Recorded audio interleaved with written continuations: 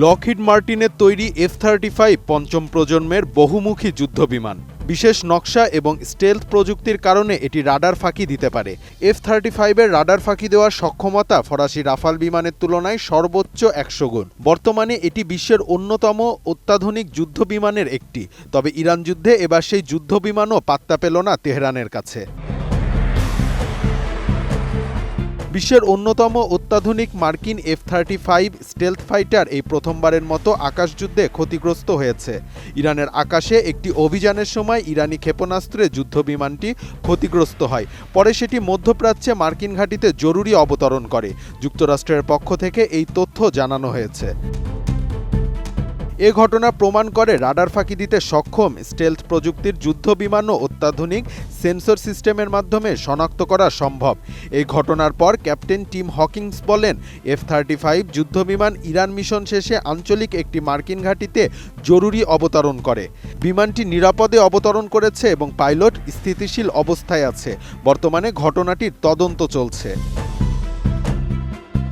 এদিকে IRGC এক বিবৃতিতে জানিয়েছে তারা মধ্য ইরানের আকাশে একটি মার্কিন যুদ্ধবিমানকে সফলভাবে লক্ষ্যবস্তু করেছে।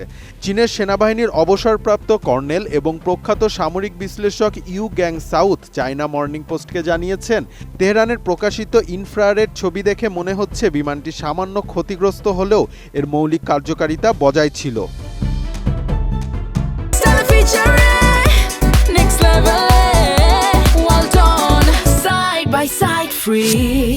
তিনি বলেন, বিমানটিকে যদি রাশিয়ার তৈরি S-300 এর মতো শক্তিশালী আকাশ প্রতিরক্ষা ব্যবস্থা দিয়ে আঘাত করা হতো তাহলে এটি কোনোভাবে ঘাঁটিতে ফিরতে পারত না, যেমনটি যুক্তরাষ্ট্র বলেছে।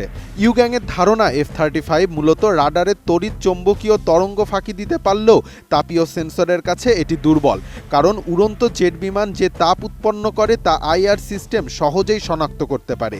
অর্থাৎ ইরান তাদের ইনফ্রারেড গাইডেড আকাশ থেকে আকাশে নিক্ষেপযোগ্য ক্ষেপণাস্ত্র দিয়েই F-35 বিমানে আঘাত করেছে। চীনের সাবেক সেনা কর্মকর্তা সং ঝংপিং বলেন, F-35 কোনো তড়িৎ চৌম্বকীয় তরঙ্গ প্রতিফলিত করে না, যা স্টেলথ প্রযুক্তির প্রধান বৈশিষ্ট্য।